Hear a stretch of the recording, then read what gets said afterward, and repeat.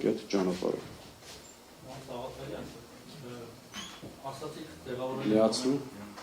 Ասացիք ձևավորել եք ամենաէֆեկտիվ դաշինքներից մեկը, բայց դա պարզ չի։ Վերջը ձևաչափը նորից Հայաստան դաշինքի ֆորմատն է լինելու, թե չէ։ Ոնց հասկացա, դրա մասին չեք խոսել, չնայած փոքր խոսել եմ, եւ տպավորություն է, որ ՀԱԿ-ն էլ օրինակ հայտարարեց մի որոշ ժամանակ առաջ, որ մասնակցել են ընտրություններին, բայց էլի հստակություն չկա։ Ինչ որ խմորումներ են, ինչ որ չի ստացվում ընդհանուր կոնսենսուսի գալ քաղաքական դաշտի դերակատարներ, թե ոչ, եւ դուք մասամբ պատասխանեցիք, որ դաշնակցությունը անցող գիշերը կհաղթահարի, այսպես խոսակցություն կա, որ դե դաշնակցությունը իր 4-5%-ը ունի անցնելու։ Հիմա դուք դաշինքով եք մտածում, թե անհատապես մասնակցելով թեկուզ փոքր տոկոսներ, բայց անցող գիշերը հաղթահարելով եք մտածում ավելի արդյունավետ կլինի, որ հետո գոնե միանաք իրար կոալիցիա կազմեք։ Ու մեկ էլ Քոչարյանի հետ արդեն հասկացանք, իսկ Սերժ Սարգսյանի ՀՀԿ-ի հետ քննարկումներ կան, հնարավոր է ավելի լայն ճակատով մասնակցություն, թե էլի ամենը տարբեր մասնակցել եք ու խանգարել եք իրար։ Սկզբից ներկա չէիք, այդ մասին շատ հստակ արձանագրել ենք, որ մասնակցում ենք ընտրություններին, նախապատվությունը տալիս ենք դաշինքային ձևաչափ։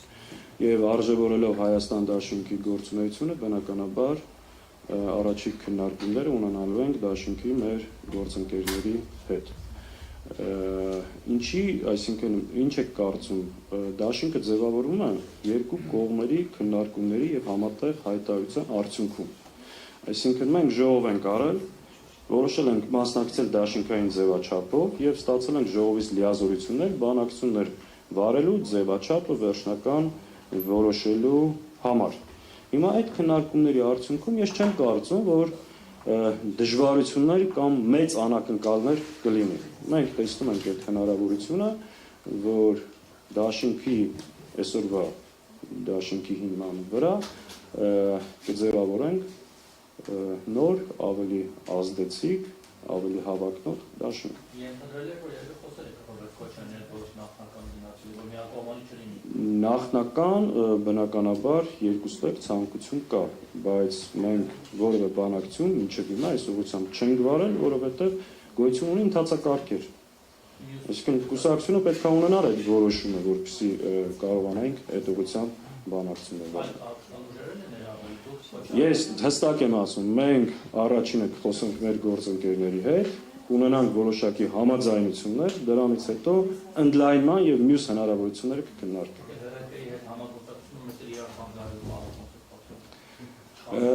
Արդից օգտվելով այդ մասին եւս ասեմ, մենք գիտեք քաղաքական դաշտի միավորների հետ արդեն 1 ամիս է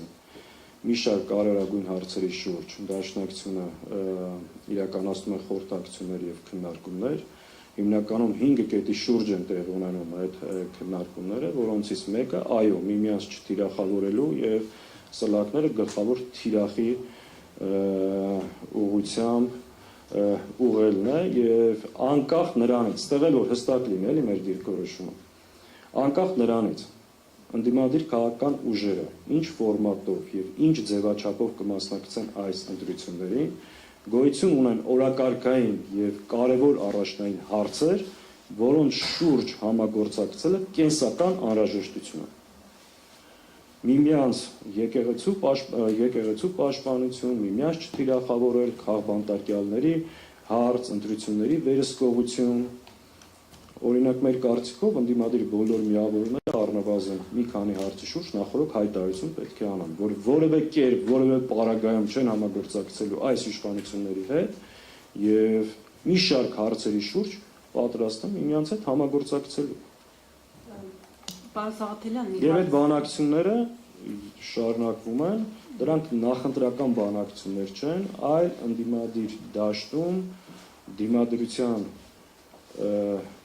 մեխանիզմներ ձևավորելու եւ այս բռնաճնշումներին դիմագրավելու համար։ Պարոն Սաղաթելյան, Լուսավոր Հայաստան կուսակցության առաջնորդը առաջարկում է, որ ընդդիմադիրները մեկ ճակատ կազմեն ու այսպես ուժեղ ճակատով էլ մասնակցեն ընտրություններին եւ համարում է դա Էդմոն Մարուքյանը ամենաարդյունավետ ճանապարհը Փաշինյանին տուն ուղարկելու համար։ Դուք քննարկել եք մեկ ճակատով մասնակցելու, հա, որ լինի երկու բևեռ, իշխանություն, ընդդիմություն, քննարկել եք այդ հարցը ու արդյոք համարում եք, որ դա արդյունավետ է, այդպիսով հնարավոր է տապալել գործող իշխանությանը, դա համարում եք արդյունավետ ճանապարհ։ Ուրեմն մենք այդ հարցը քննարկել ենք ու ոչ միայն քննարկել ենք այս ժողովում, այլ նաև դրանից առաջ։ Ինքը իրականում լավ գաղափար է, մենք խորքի մեջ այդ գաղափարին դեմ չենք, բայց գործնականում այն իրականացնելը գրեթե անհնարին։ Ինչու՞, որովհետև նախ արդեն մի քանի ուժեր շատ հստակ հայտարարել են, որ պատրաստ չեն մեկ բլոկով մասնակցելու,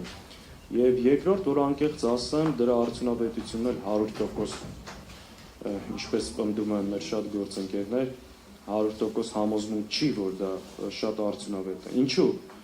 որովհետև երբ որ բոլոր ուժերին նույնացնում ես, մեկի անձեռեցին գահացնում են մյուսին ու հակառակը,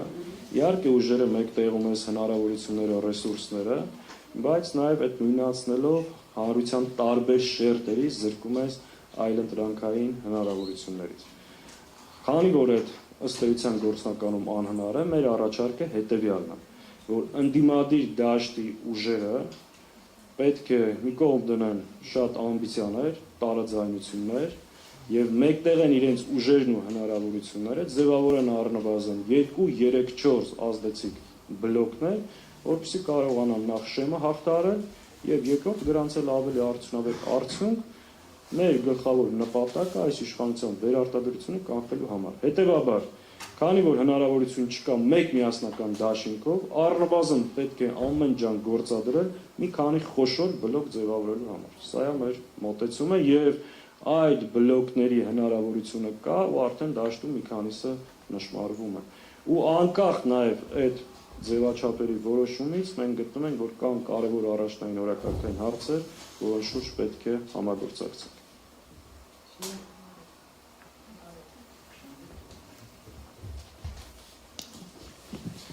Պարոն Սաղաթելյան, բացի այն, որ դուք ձեր Facebook-յան էջին գրել եք, որ դատապարտում եք Հայաստանի Հանրապետության իշխանության դեմ ուղղված ցանկացած խոսք կամ գործողություն, անկախ նրանից թե որտեղից է այն հնչում, Դաշնակցությունը որպես կուսակցություն